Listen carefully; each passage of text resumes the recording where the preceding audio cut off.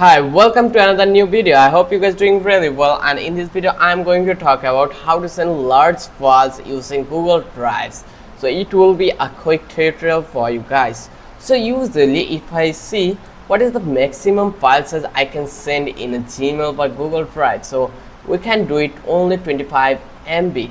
Above this we are not allowed to use it in our Gmail. So if you click on Compose and then click on this place attach file option, just click over here and try to upload any video who is above 25 MB. This is not that, for a reason it is allowed to upload it.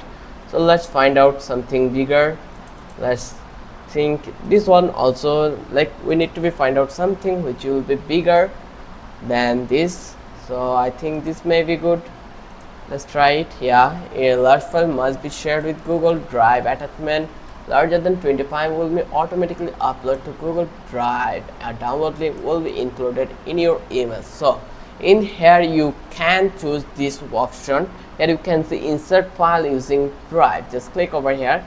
Now you need to be upload it in that place. Once you upload it here, now you are easily share your larger files with your colleague or your friends, whether whatever you want, you are allowed to share it.